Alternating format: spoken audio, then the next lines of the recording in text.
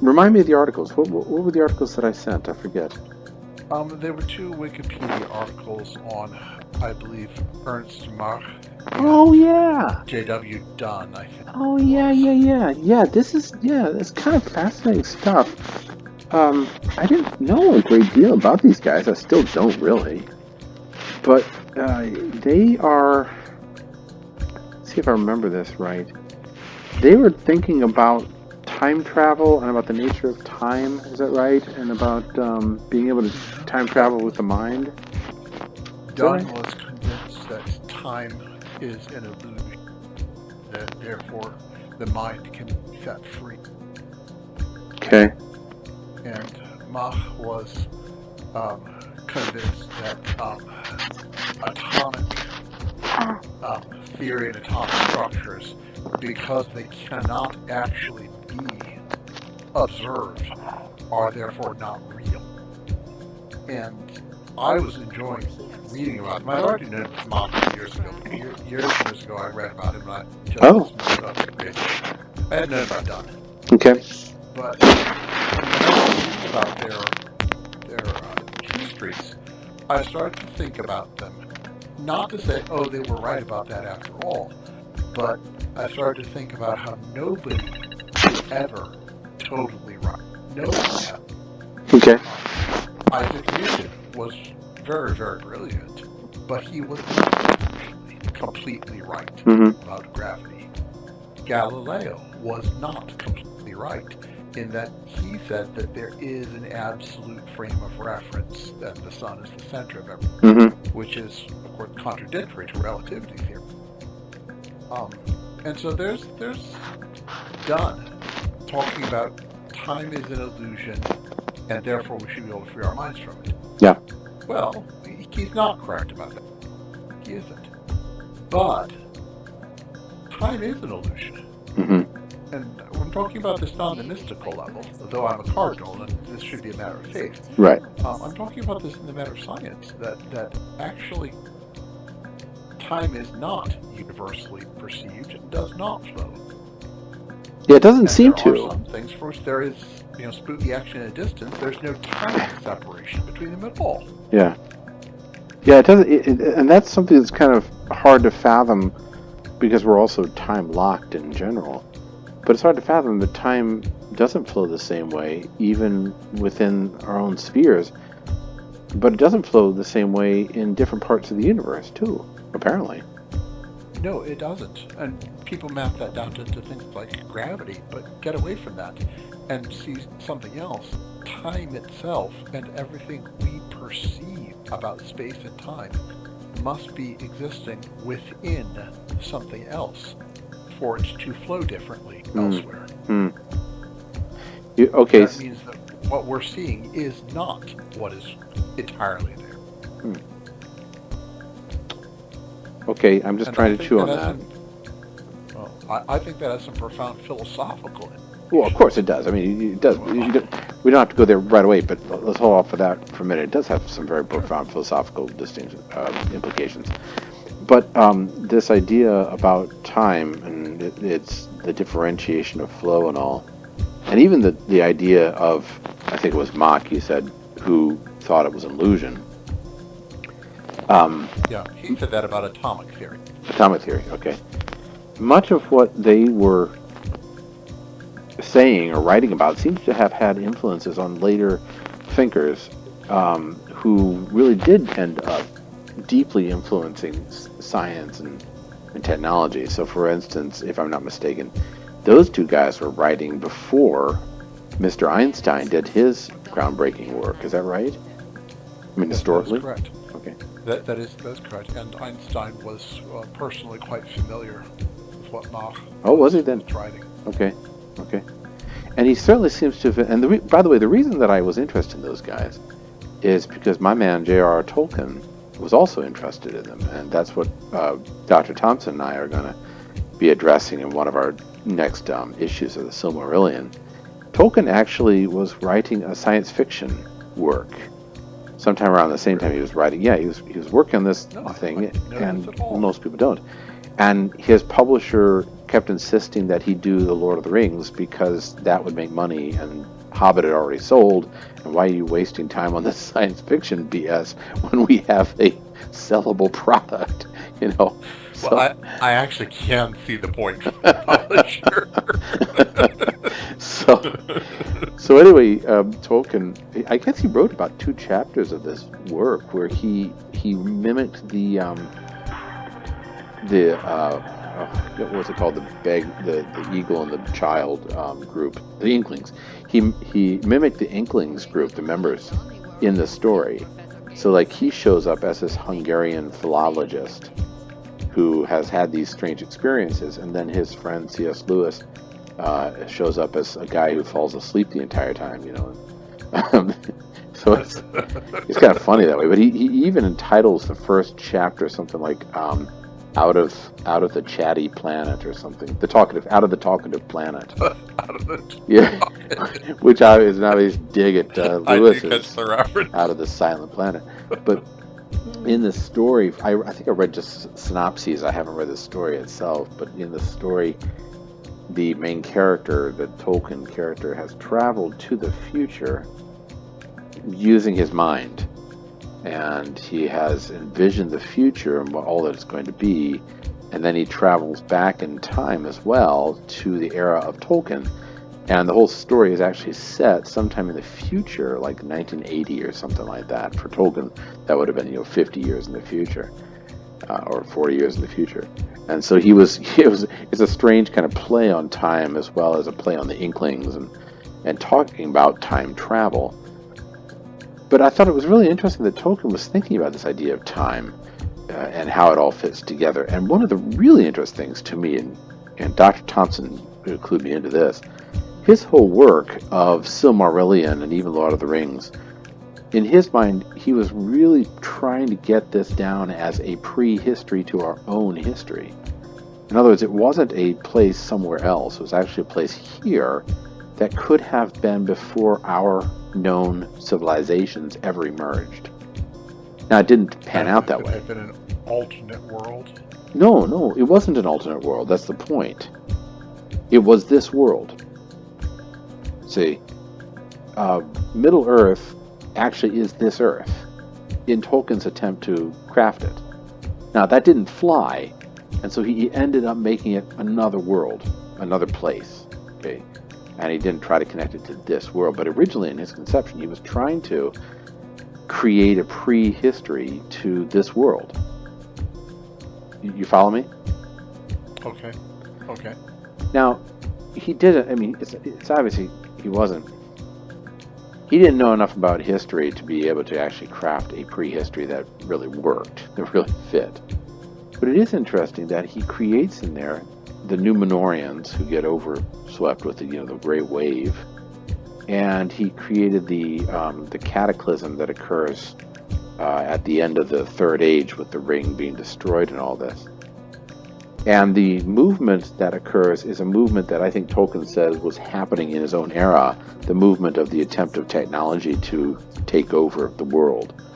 And I think he saw that in his current era. So it's almost like these repeating patterns that occurred during the course of human history. So if it was a world that was connected to our world, part of what Tolkien is saying is this is a pattern that occurs over and over and over again over long cycles.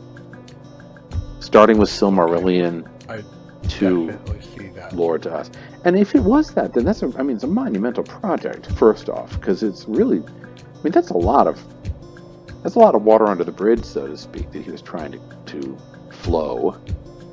But the other interesting thing about it is, and you and I have talked about this, we don't really, if there was a civilization that was, quote unquote, advanced, and if there was a really big cataclysm, asteroid strike or something like that, how would we know that civilization still exists or existed at all? If it was far enough back, there would be space.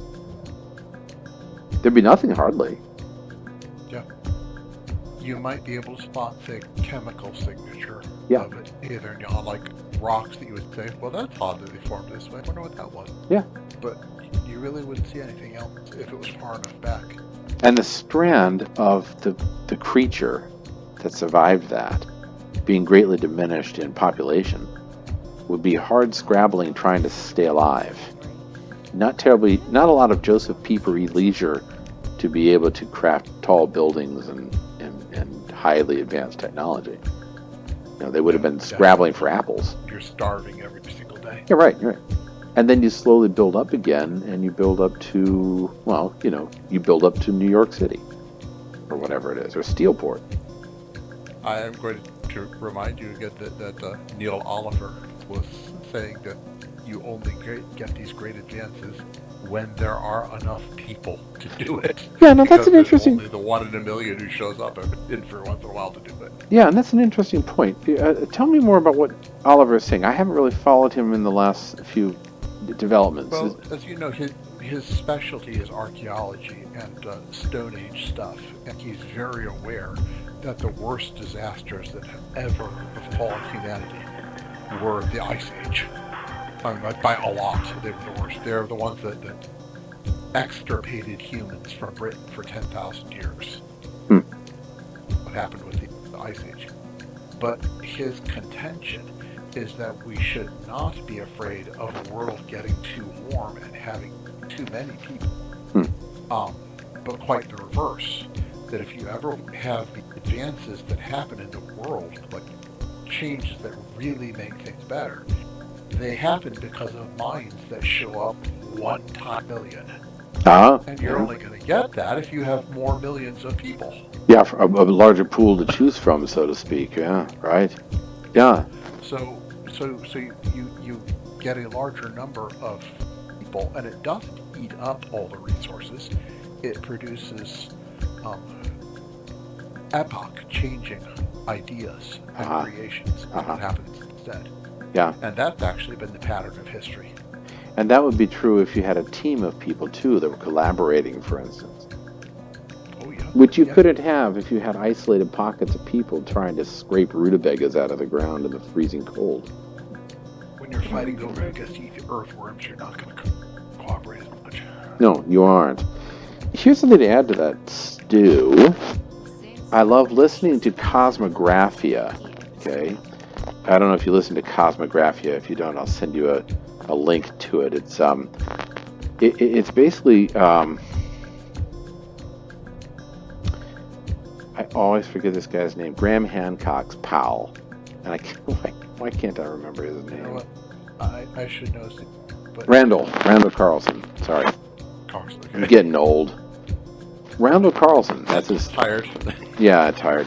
Randall Carlson and his friends talk about various issues on this, but most of them have to do with climate change, ancient cultures, mathematics, or catastrophism, right? Catastrophism.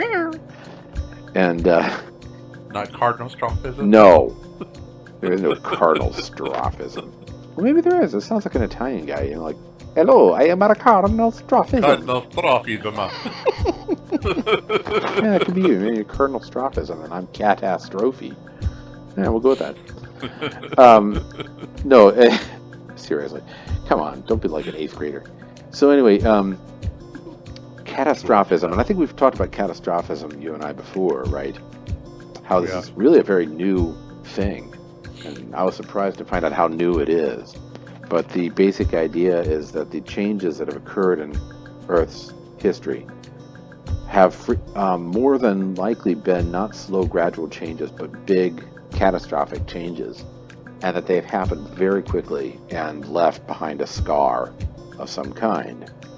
So we don't change as an Earth or a civilization even in slow increments. We actually do it in these big leaps and bounds, and sometimes we are forced to change by outside forces, earthquakes and tsunamis and asteroid strikes and things like that. Plagues, right, exactly, yeah. That hit hard and hit fast. Like one day you're fine and the next day, boom, you have bubonic plague, and your whole village is wiped out and your population is depleted, and now what the hell are you going to do? Raise sheep? Anyway. Sheep with bubonic plague? Yeah. By the way, my sons are sitting on either side of me right now, so they're going to make commentary, I'm sure, as we go through. They'll be on tape too. So, hello, sons, he says. Just joking. One of them is fighting demons and dragons, and the other one's drawing pictures. So, I always admire the children are fighting dragons. Yeah, I suppose so. So anyway, he had a program, Cosmographia, just recently, where it was really fascinating to listen to. They were reviewing a recent find. We're talking within the last 4 years, I think, maybe even more recent than that, in Fairbanks, Alaska. Have you read this report of the archaeological find? This was in Fairbanks, Alaska. They started a big mine there, or a circular mine, or open pit mine, back in the 1940s. And when they began to dig, they started to find mastodon skeletons, lots of them, petrified, fossils. That's fine. Mastodon fossils, great, but there were thousands, like not one or two, but thousands of them. It was like a mastodon graveyard. That's what I was going to ask. Yeah, and that as they dug down further, they kept finding more and more of them. They just kept turning up one after the other. Well, recently they dug down through another layer beneath the soil, which is actually a frozen layer of mud. A layer of frozen mud, I should say. And embedded in the frozen layer of mud are actual preserved carcasses, not fossils, carcasses. Okay. Oh, I've seen some of this. Okay, yeah, okay, so maybe you know this. Come on. So, and so you got to imagine it's kind of like a frozen, it's kind of like a frozen blizzard drink from Dairy Queen, right? If you ever had one of these. Because you put in Oreos, the unflavored one. Yeah, the good ones, a chocolate flavor with the Snickers bars and Oreos mixed in there.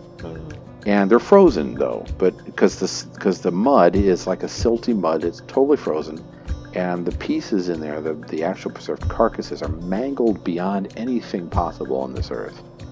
Decapitated, torn limb from limb, flayed, all that kind of stuff. Like, this is like some butchery that occurred, only it's thousands of them piled up. Okay. I do see the implication right there. Do you? You already make that jump? I've already made the jump, because it's no joke to take down a mastodon. Nope. That's not something cavemen could have done. Nope. I mean, taking one down is a challenge. Doing thousands simply could not have been done. So for the studio audience, the preceding theories have been that, first off, the question is asked, why are there no mastodons walking down the middle of Minneapolis, right? Because it's a legitimate question. These things used to roam everywhere. They're as numerous as the buffalo. Where the heck are they? Well, the previous theory was that they were hunted to extinction by human beings. Big, hairy cavemen with spears. No, I never did either, but that was sort of a romantic... It's simply too difficult. It is, but I think it went with the Rossonian sort of John Carter or Tarzan image, that it was this idea that human beings in the past were Neolithic people, were like big, hairy, muscular people that hunted animals with their bare fists, that kind of thing. And it was much the same theory that originally attached itself to the American Indians hunting buffalo. They would hunt down buffalo and shoot them with their arrows, when they didn't do that, really. Same thing with the Neolithic people. They couldn't have hunted down a mastodon, at least by themselves, and they certainly didn't hunt down thousands of them at once. Okay? Yeah, you could do one. Maybe, if you were lucky, and even there. Yeah. It would be foolish. If you're lucky, it's very dangerous. Yeah. Yeah, and so any hunter worth their... It's just possible. Yeah, it's not possible. So that was the idea, was that they slowly hunted them all to extinction. And that goes along with the idea that the world had slowly changed, and formations in rock were slowly made by slow-moving rivers that slowly trickled down and burrowed slowly through the rock, over billions of years. Well, a lot of the recent theory in the 2000s and onwards has been that it's actually formed by catastrophic events. So, like the Badlands there in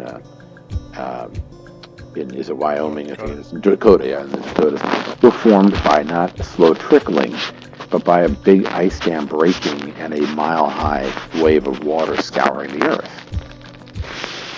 And Randall Carlson is a big proponent of this. Well, this dig is really fascinating because you got to ask the question: what first off could take mammoths, thousands of them, and break their bones and dismember them, decapitate them, flay them, and then pile them up in a big pile of frozen mud?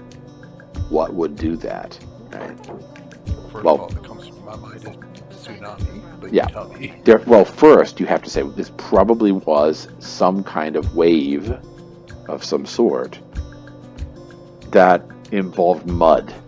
So yeah, tsunami, mud, something like that. But it would have to be huge. Like we're talking freaking huge, like a mile, Yes. 2 miles high of water.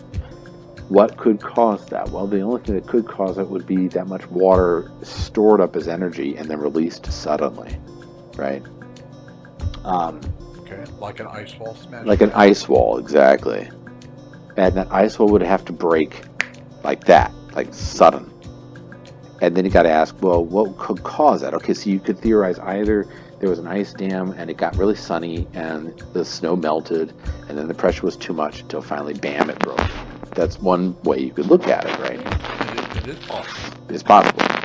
But there's another possibility is that we got slammed by a meteorite that released so much energy, like an atomic blast or several hundred atomic blasts, that instantly vaporized certain aspects of the what was that thing called, the glacier, the cap, whatever it was called, vaporized part of it, melted instantly all this ice dam and released that water in a huge wave that gathered up or scoured up all the mud, and with it the trees, the mastodons, and any other living creature, sweeping them down this Bering Strait all the way to Fairbanks or wherever, and then depositing them in this silt.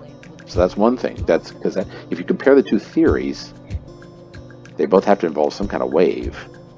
And that second theory of getting slammed seems to fit the bill. Right? I mean, that would release enough power to do that. Yeah, it would actually. Now, there'd be evidence left behind. There would, but not in the dig, not in the Fairbanks dig. No. It would be removed from it by probably several hundred miles. Yeah. So here's another thing to add to it. Two more things to add to it. One is that the dig in Fairbanks is a gold mine. Ow. God bless you. No, I fried it. The dig in Fairbanks is a gold mine. Literally, they're digging for gold.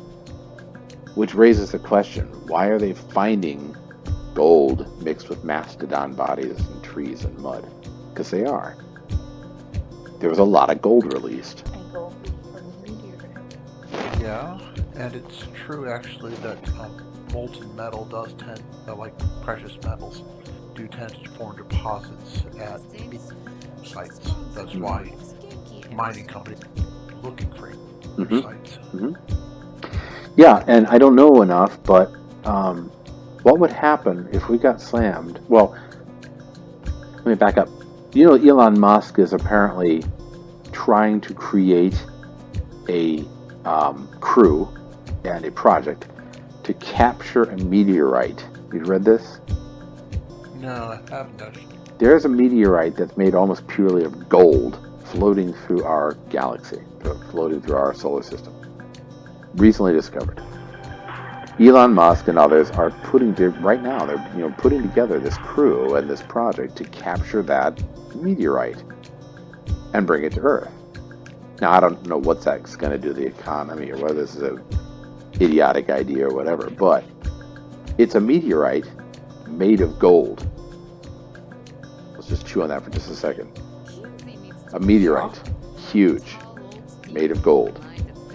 If a meteorite... There are actually some meteorites that are worth more than the combined value of the entire Earth. Yeah. There are a couple meteorites worth that much. Yeah.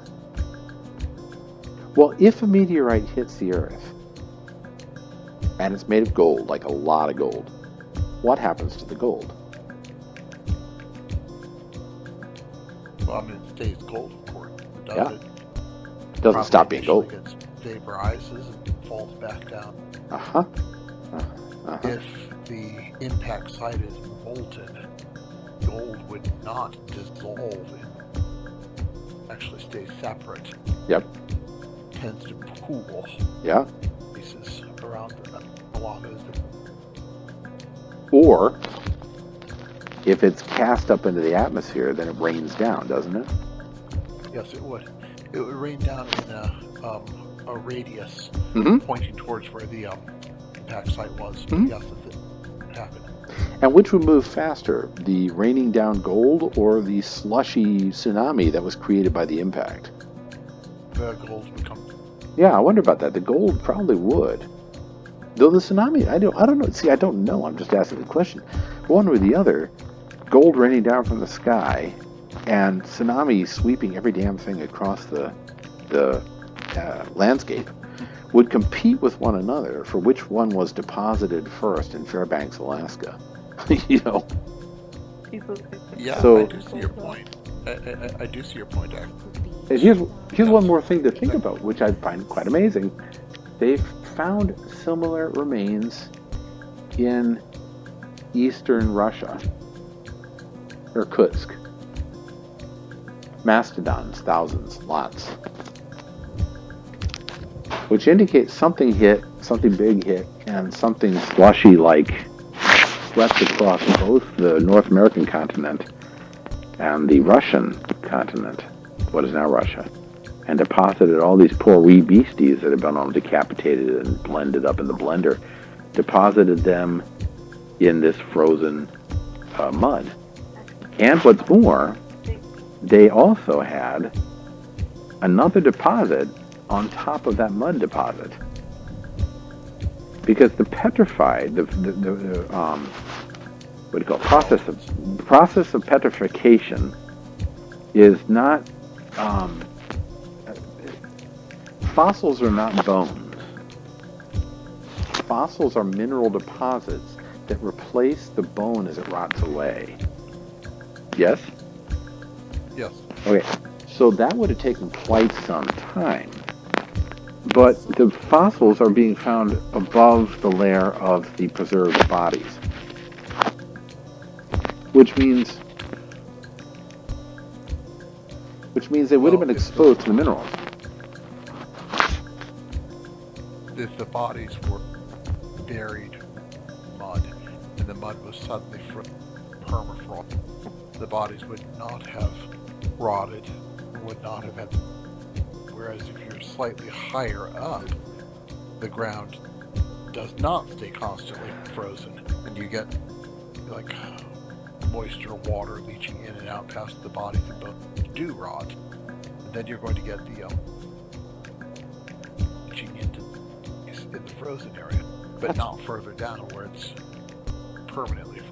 It's just a hell of a lot of bones. It's just hard to imagine. That's a lot. That a lot all at once does imply that something bad happened. Something really bad happened, and maybe more than once. You walk into a lion's den and you're finding 5,000 calls there.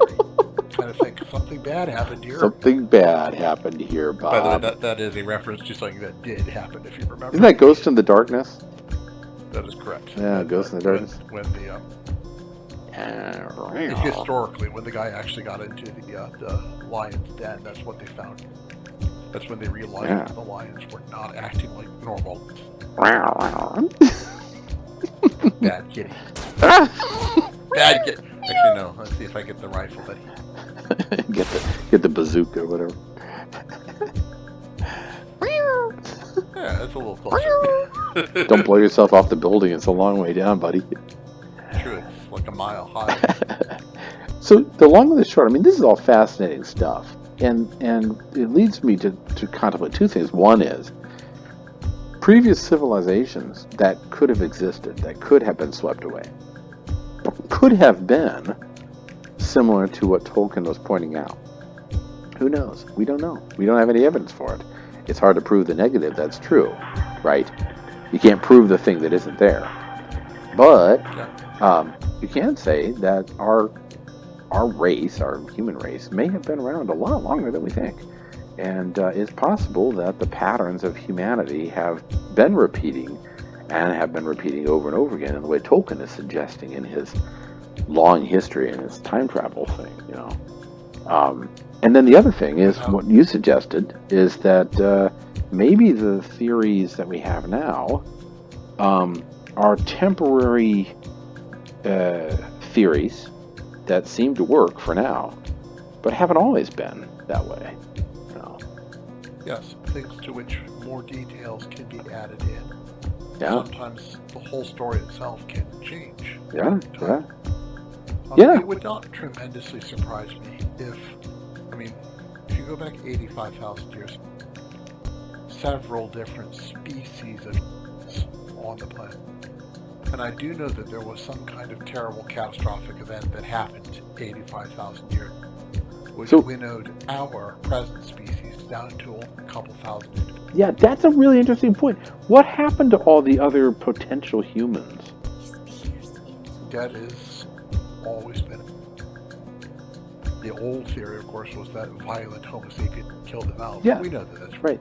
innocent. It's a bizarre thing to think about, that somehow our race triumphed because we were better, or we just ended up killing all the others. I mean, that's a lot of killing. The killing others theory is the stupidest one. It has no evidence. No, it doesn't. It suggests the idea that like Neanderthals, Denisovans, Hobbits, all the other ones were incapable of defending them. And that is so obvious. Oh, it's wrong. Totally wrong. It's totally wrong. It's totally balderdash. Now, what is a potential is that we have a human bottleneck, and that after that bottleneck, the species that did survive perhaps clung together rather than fighting each other, but clung together, intermingled, perhaps. And so what we have now, when we look out on the street, the common schmo is actually perhaps a mix of these various surviving species, maybe? Yes. I mean, that's amazing. That's an amazing thought. We know there's a bottleneck to human history. There's that whole thing about the race of humans going down to 8,000 people on the planet at some point, or whatever it was. I know that's an amazing thought. That just can't. Had been much bigger, and then wasn't. What's the bottleneck, right? What caused the bottleneck? You know, was it? Nobody's ever had a good theory for that. Nope. Nobody ever has. Nope. People invoke volcanoes, and we know volcanoes happen. Invoke plagues. There's no evidence they far back, but then there wouldn't be. But truthfully, nobody knows. Humans were doing well. There were a lot of different humans, and then there weren't. Yeah, right. Overnight. That's what I'm talking about. This catastrophism is more attractive to me the more that I find out about it, because it explains a great deal, or could explain a great deal, more than this slow gradual theory. You know, slow gradual Homo sapiens just were better and made more tools, and so went out and kicked ass on their neighbors. It just doesn't sit well. Mostly, I think that he's sitting all people ought to think about the fact that what we isn't as stable as we'd like to think. Now there's a thought. It actually can be swept away. Yeah, that's a thought. And people they don't think that. They think, oh, we're secure, nothing will ever happen to us. Yeah. I'm sorry, that's foolish thinking. Yes, it is. Yes, it is. I'm not saying, go get yourself an underground bunker filled with guns, though I do see the attraction of that. I'm not saying, that's not what I'm saying as a recommendation. I'm saying that people should be a little less arrogant. Yeah, right, exactly. That this is mine. Or that it may not be yours. Yes, or that it's the best at times, it's the worst at times. You know, this here is the pinnacle of the entire evolution of human beings is right here, right now. Dr. Fauci. You bring up. It's interesting that you bring up that particular quotation, because it pertains to the French Revolution, and that is a wonderful example of the whole order of what you have being swept away very quickly, and not in a good way. No, not in a good way. No, that would be in a way where human monarchist. I think it was bad. Yeah, that's a way where human skulls are piled up in pyramids on every corner. You know, not exactly the best time to be alive, but then the bottleneck of the 1300s was not a very good time to be alive either. You know. Another good point, because prior to the beginning of the Black Death, things looked like they were going pretty well. Yes, And 6 years later, they were not. I'm always amused. The year 1300 was a jubilee year, for the Pope proclaimed it a jubilee year, which is a year where all debts are forgiven, basically, and kind of celebrating the fact that you're entering into this new glorious era. And not even 13 years, 14 years later, was the Great Freeze, the great cold blast that hit and didn't go away for a couple hundred years, Well, no, 500 years. Sorry, I'd forgotten. The Little Ice Age. The Little Ice Age, yep. Little Ice Age leads to the Great Starvation of 1317. Great Starvation leads to the depletion of the human defense system, the human autoimmune system, and that leads to the collapse of the rodent population that leads there in the Caucasus Mountains, and that leads to the fleas jumping off and hitching a ride, and the fleas carry white pestis to Europe, and the white pestis then invades with a depleted immune system, and people die off. 1/3 of the population is gone. Boom, you got yourself a real pain in the ass, or wherever it was. And it can get all of your body in some. I mean, the point is that in 1300, nobody saw that. No, it wasn't like, hey, there's some factory in, I don't know, we'll say Zhejiang, China, that's making this stuff or anything like that. No, it happened. So. And less than 50 years after the Jubilee, a third Yeah. continent was dead. You're dead. Your village. Hey, you remember your village? It's dead. And it's interesting the way history works, because by the time that it rolls around to the 1380s, I think it was, 30 years after that horrible business and attrition and all, is where you have the Watt-Tyler rebellion, and that was because they were recognizing there were so few people, they could demand higher wages from their bosses. And that, I think it was the 13th, and that of course led to the clearing of the land of peasants and replacing them with sheep, because sheep were more, economical. And that was a couple hundred years after that point, but the point is still quite correct. Right. I mean, the order of society went into chaos with the people at top not looking at common good.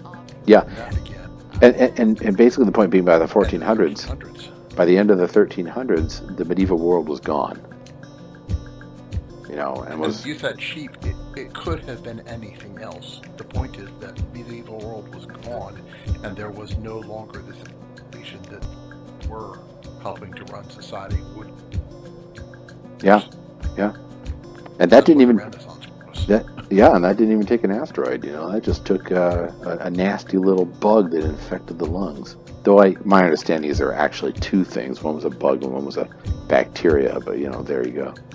I may be wrong on that. But. Yes. No, you're. But you're gonna get that one too. That's the way nature works, kids. In case you're wondering. And you don't have control over what it's going to. There it is. That's the word right there. Do you remember that movie Interstellar that came out? Oh, of course. One of my favorites. Absolutely. They talk about something that is breathing the nitrogen of Earth's atmosphere, and that's what's bringing catastrophe to. Well, yeah, who could have foreseen something like that coming? It could be anything. Yeah. Crops just don't grow anymore. The point being is that either you think that you need to push what is called science, push it so that we can control everything, right? And therefore we can dispense with the whole notion of God and all, and soul, blah, blah, blah. Or you say, we don't ultimately have control, and there is a higher being that does control this, and we actually have to understand him and be humble before him. So we have like this choice between us, and the one leads to life, real life, and the other one leads to death, real death. Death on a large scale. Death with your soul and death in your body as well. Death with nasty, sharp, pointy teeth, By the way, this is for suggesting there's no God. That's for sure. That's right. It's like John Wick. You shouldn't have killed my dog, man. Yeah, and I like your first point. You brought up that thing about desire, this expectation that you don't. Yeah. And you're not always right. You're not as wrong, but you're never totally right. Yeah. You're never totally controlled.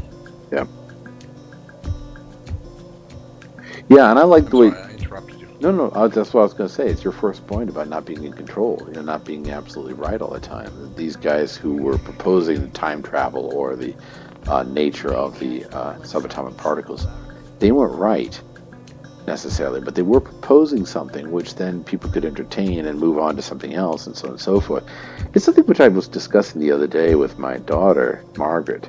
Well, she had brought it up, so I was discussing with her, but the idea that we have these models that seem to work and we go with them, and they're basically theories, but they, like evolution. It's a theory that works pretty darn well for now, but there are a lot of holes in it, and there are a lot of things that can't be explained. And when we do this process, we're basically trying to create a framework so we can understand the world. But the framework isn't like Newton's laws are not laws, as you mentioned, right? They're only laws in the sense that they explain things for now, Newton's but ideas. they aren't laws like this is the way it's always going to be. We're never going to find anything different because we have. Dark matter and strange changes in time, or strange changes in space, or black holes. All these things that defy the laws of the Newtonian universe. So we have to be careful. We just have to be careful, I think, when we are proposing anything, that we leave room for the possibility of speculation or the possibility of something outside of it. This is something just occurred to me. The similar thing was happening in mathematics at the same time that it was happening at the turn of the century for science. Science at the turn of the century was saying, yeah, science will prove everything. It's a new era, steampunk, blah, blah, blah. Mathematicians were also saying the same thing. Math will prove everything. Math is the way to go. Math is a solid base upon which we can turn the universe. And then along comes, little Kurt Gödel, and he's like, math can't even actually prove itself, let alone anything else. The one that came up with the unprovable postulate. Yeah, right. Gödel's postulate. It ruined. It was a particularly simple postulate. Apparently. And it apparently ruined the whole confidence in mathematics, such that there were open riots at the mathematicians' meeting that he was attending. They were fighting with each other and yelling at each other over whether mathematics could prove things, which I find rather humorous. But it's because you don't normally expect that with math. No, you don't. Not normally.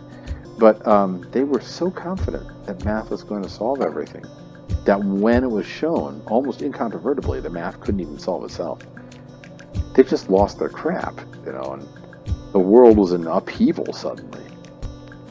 But I tend to think it was a pretty good thing because it led to the 20th century idea that maybe we don't have the answer to everything. Maybe we should be discovering and thinking about and postulating about things, but we shouldn't be saying, well, we definitely have the answer.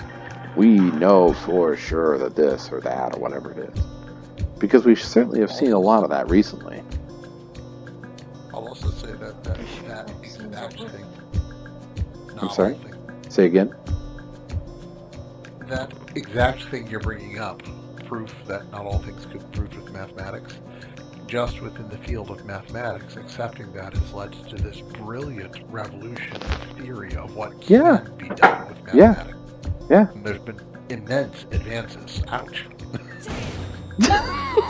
It's very dangerous to throw grenades on top of the building. Well, I was just making a point. Brilliant theories of mathematics, see?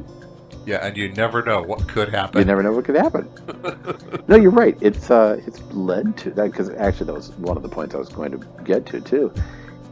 By a long, strange string of events, not all of them savory, we get to the point where these brilliant breakthroughs were able to be made, and things were able to be thought about and talked about and accomplished.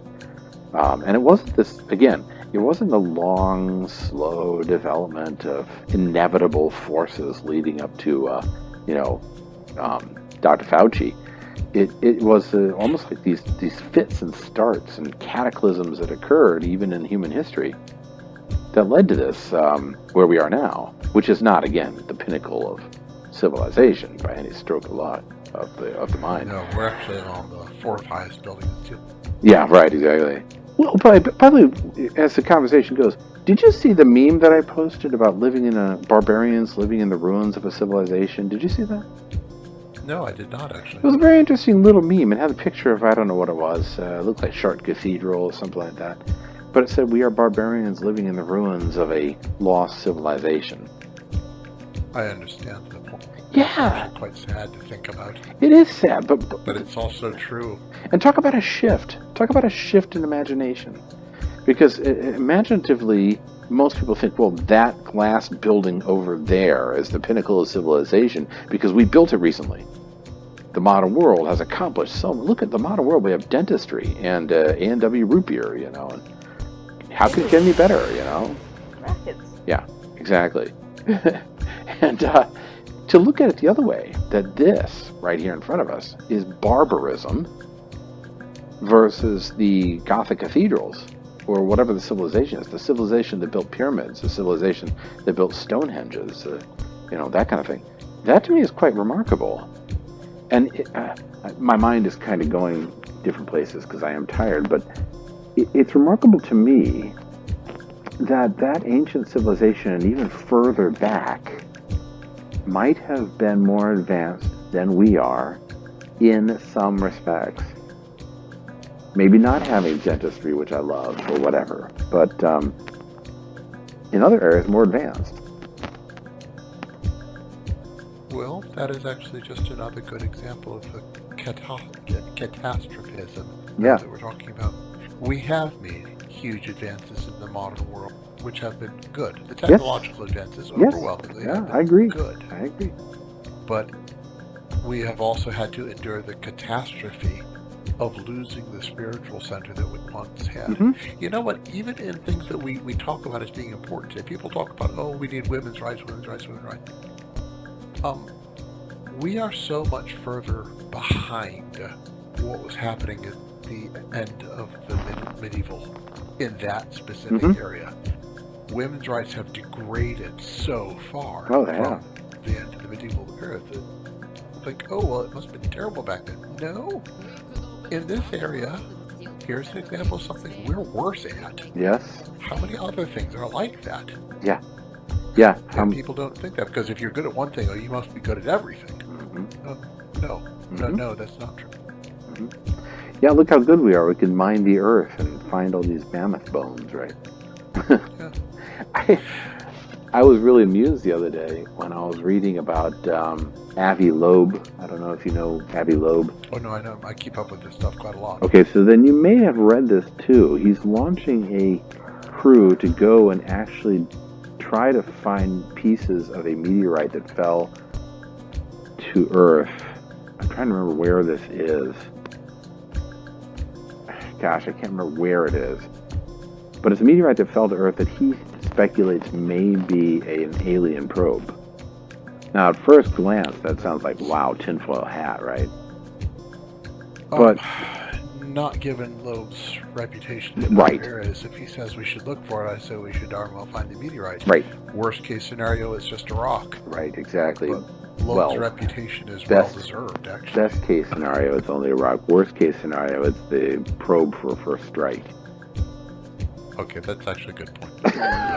Because, it wouldn't take many alien first strikes to bring about a real catastrophe. It wouldn't. And when it was down to a couple thousand people. Yeah, the thing that amuses me in this, right, is of course this got buried. Nobody paid attention. What a crackpot to go searching for fragments of an alien probe. Come on.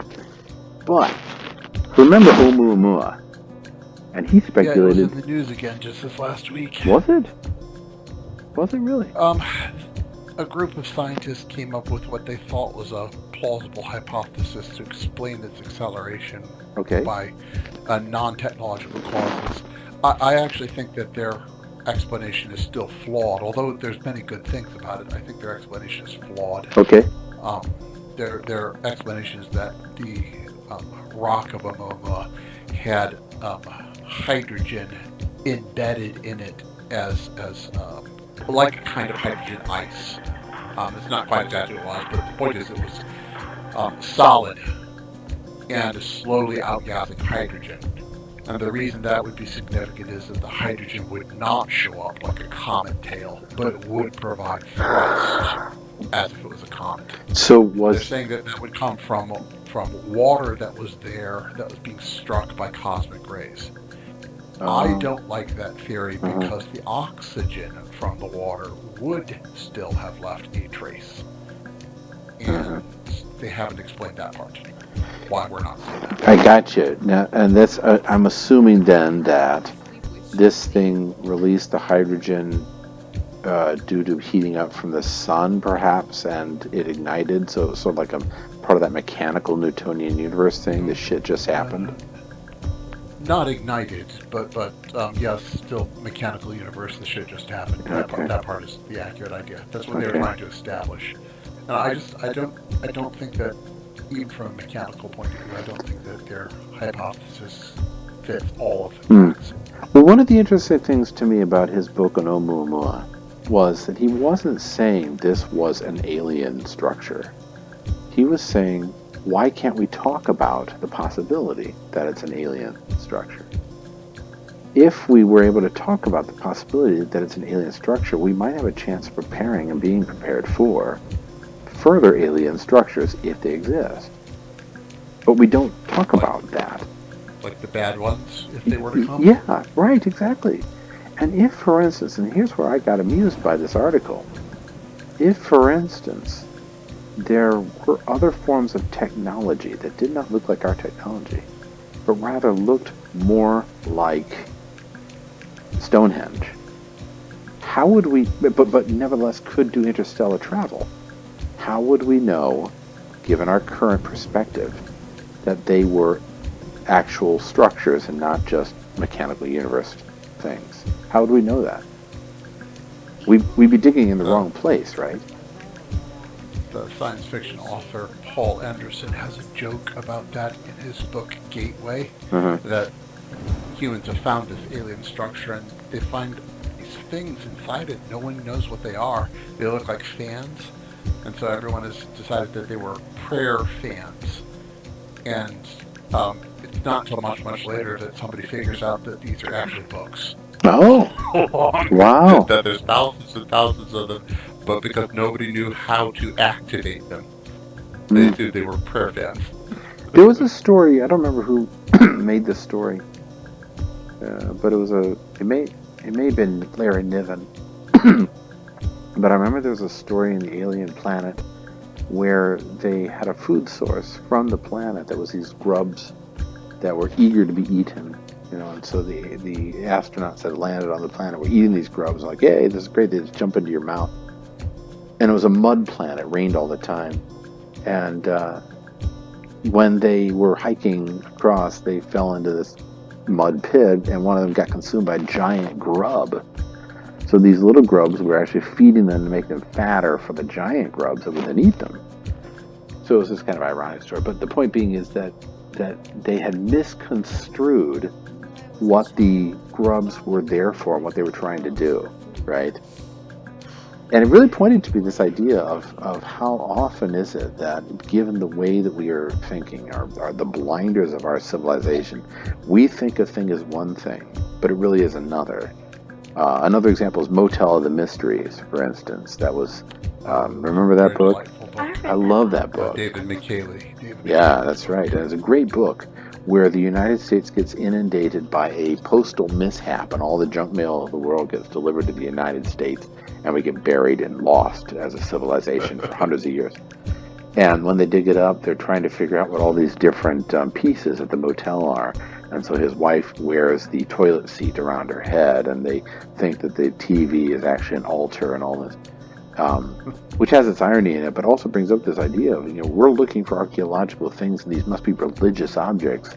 and therefore we wear the toilet bowl of perception, and we worship at the idol of understanding. What is a TV and a toilet bowl? Um, I remember that. We and looked at Stonehenge, and clearly it must have been a calendar for determining when spring would be. yes, must have been, Uh, yeah, must have been, huh? yeah. And we look Sure. at the pyramids, and we say these must have been made by people who are trying to bury their pharaoh. You know, Yeah, yeah, that um, definitely tombs. definitely. And And disregard the fact that no one's found bodies inside. They're definitely tombs. a slight detail, um, It's a minor detail. minor detail. But this whole thing, for instance, with a miscalculation of something that, who knows? Who knows? If they exist, they exist. If they don't, they don't. But who knows? Why can't we speculate about it? And why can't we speculate about it that could lead to a scientific, quote unquote scientific, preparation?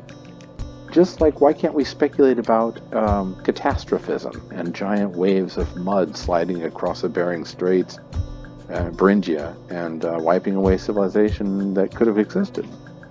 You know, Yeah. um, It why? doesn't hurt to speculate about these things. Yeah, and 9 out of 10 times the breakthrough occurs because someone has speculated. I mean, it's like Watson and Crick's book on the DNA strand.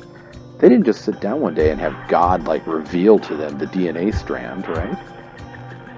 They were speculating. They were toying with different possibilities. They were looking at what fits with what, or how do these work together? What fits the criteria? And some of that speculation in science has been lost, right, or abandoned. So, like It's phrenology. strange these last 50 years, the diminution of great breakthrough ideas that's been happening over the last 50 years. That's an interesting It's insight. very weird. Yeah. Why? I mean, there have been fewer paradigm-changing breakthroughs Yes. in the last 50 years by a lot. It's like, if one was to put it as a percentage matter, we're only getting like 10% the rate of paradigm-changing breakthroughs that we were getting before 1950. Why do you think that is? I suspect it has to do with the money gets concentrated in the hands of people that are, in a way, the gatekeepers for the ideas. That's a big point. And if it doesn't match their ideas, then the speculation is squashed, because you do have to be able to pay for it. You do have to actually be able to buy your supper. Yeah, exactly. Yeah, scientists eat too. I know it's shocking, isn't it? Yeah, right. But yeah, they actually do. Here's another. I think that when you get a small group of people that decide what orthodoxy is, Oh yeah, you stop getting breakthroughs. that's right. Right, because you don't want heretics in your ranks. No. Here's another possibility too. To add to that, is that people, when they speculate about things, they really are doing a sort of cross disciplinary activity. Okay, you are looking at one thing and it prompts you to think about another thing, and that happens over and over and over again, not just in science but in artwork and music and so on and so forth. Something inspires something else. So in other words, it's not a single lane you're going down, grinding away at something, and suddenly you come up with Beethoven's Ninth Symphony, or something like that. And same thing in science. No. It's not, yeah. Same thing in science. You aren't grinding away at trying to do cold fusion, and then suddenly, boom, cold fusion. It's like you're trying to think about this and that and the other thing, and somehow they inspire you to think, well, maybe that would work with cold fusion, and then boom, you have cold fusion, or whatever the thing is. I don't know what it is. Yeah, I mean, cold fusion hasn't been achieved yet. Right. But the fact is that you could talk about it, and one day you will put the pieces together and say, I haven't done cold fusion, but I found something else amazing. Yeah. I'm going to say, I actually got a letter from the famous Freeman Dyson once. Oh, you did? She said that to me. Yeah, I did. Really? My son, he was only 3, was asking me, why can't we use giant magnets to launch rockets? And I actually didn't know the answer. And so my son said, well, you know some important people. Can you find somebody who's really famous and knows about it? Hmm. I said, sure, I'll try it. So I actually wrote a letter to Freeman Dyson, and I explained this is an idea for fun. And so bear this in mind. It's not top-level physics, but why can't you? And Freeman Dyson wrote back the nicest letter. Seriously, from a person of that level of prestige, you don't expect that kind of courtesy. Mm-hmm. Mm-hmm. He said, first of all, I want to congratulate you on the fact that your son is asking questions. That's a good thing. The idea, as you have put it, will not work. And he explained a number of reasons why. Mm-hmm. Then he followed up and he said, and yet, I would like you to encourage you to try and build a model of this.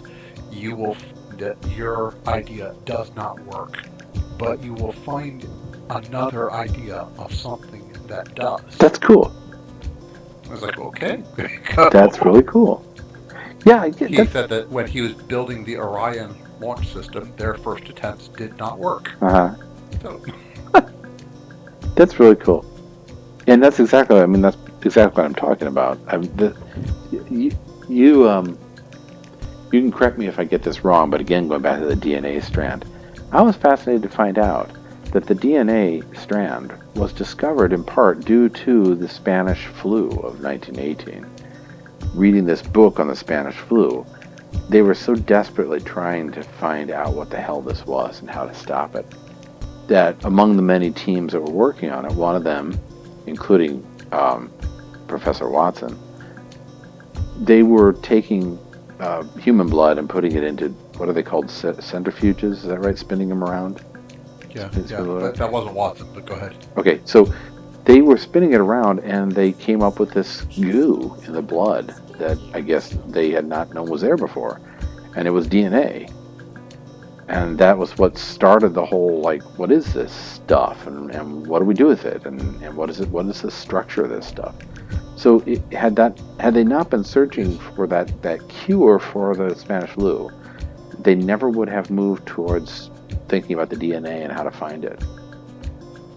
It is interesting to me how young some of these scientific developments are that we think of as so commonplace. Everybody knows what DNA is now, but it's true until it was Avery and McLeod were the first ones, I believe, who found nucleic information is passed through DNA, and that was in the 1920s.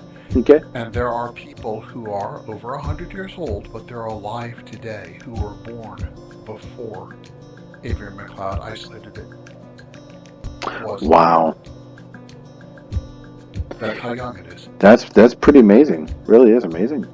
But it's like breakthroughs we've had recently, or tectonic shift or something like that. You know, you don't realize just how young tectonic shift is. And so when you're looking at something like catastrophism, it could be in 100 years, this is accepted as normal. This is the way it works. Whereas now it's only 20 years old, really. I find that kind of cool. I sometimes have had like little imaginary mind adventures where I'm transported back to the 1600s and trying to explain to some of the eminent minds of the era what's about to happen. Yeah, right. And oxygen is, and they're like, what's oxygen? Right. Yeah, and you know that thing, miasma theory? It's not true. That's cool. Yeah, that's really cool. But again, that's time travel of the mind, and it's speculation, and thinking outside of the lanes that are made for people in scientific thinking. And it raises the other issue, which is, to me, depressing and also intriguing. And we brought this up, so I'm just flogging the old horse again. Okay, when you do a repeated action again and again, that action can sometimes deplete you of any attempt to speculate outside of that action. So if you are always on TikTok, for instance, and always trying to find videos on TikTok and always trying to make videos on TikTok, your mind ends up thinking, what videos can I find on TikTok? How can I make videos on TikTok? What's on TikTok? And what you don't end up doing is speculating about, is there a meteorite that landed in such and such an area that might be a probe from another alien race? You don't think that. Yeah. Because you're just You not. don't even go outside to find out what the flowers are coming up, Yeah, or if right. it's still Minnesota, Or if there's a meteorite. Yeah. or if there's a meteorite. Yes. And so going back to what you brought up about the lack of innovative breakthroughs in recent years, I think all three factors are at work: the money, the orthodoxy, and the staying in your lane, almost willfully staying in your lane because you just don't want to think about that stuff, or you just don't even think about that stuff. You don't even know that you don't know what you don't know. You know? Yeah. Yeah. I know. Yeah. Well, yeah, but you know. But the notion that what you are is what you will always be. Yeah, right. The tyranny of the now, so to speak, as they say in history. Yeah, So I well, think even Dr. Cameron were talking about that. he was. I think he was. Hmm. I was listening to a talk recently. Was something. And he brought this up. Well,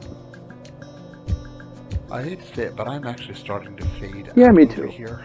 Me too. I'm getting tired. It's good talking again, though. You know, it's good to speculate, right? And Yes, it is actually. so I'm going to See jump what off this happens. building and we'll call it quits. Does that sound good? I'm going to try and parachute my way over to that other one over there. You parachute over there, or you go I first? think I can. I don't know. Try it. The power of God be with you. I think I'm going to make it. Oh, let's hope so. I'll watch. I think I'm going to make it. I don't know. It's going to be close. You're gonna be It's gonna short. Close. Come on. You're gonna be short. I'm going to make it. Come on, you can do it. Nope. Almost. Nope. Almost. Not quite. Missed it by like 5 feet. Well, I'm gonna do something daring and just see if I actually have 9 lives. So, are you on the ground yet? I will be soon. I'm still falling. Oh, okay. With your parachute, I hope. Without the parachute. Oh, really? You too? Ow! Okay, here I go. Give me a few bruises there.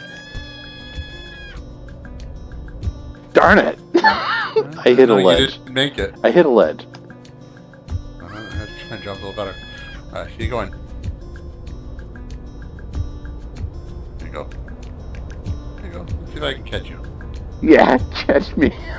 Catch me, Daddy. Nope, not quite. Couldn't get there in time. Sorry about that. I survived. I survived. I survived. What? I am a god. I am a cat god. Hear me roar.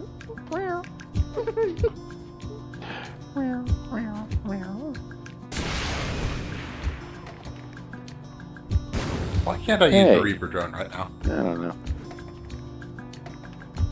Ooh, that really hurts.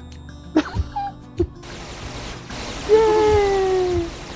Alright, well, we normally end our sessions this way, so this is a good spot to end. As always. Good night, Cardinal. Good night. Good night, oh cat.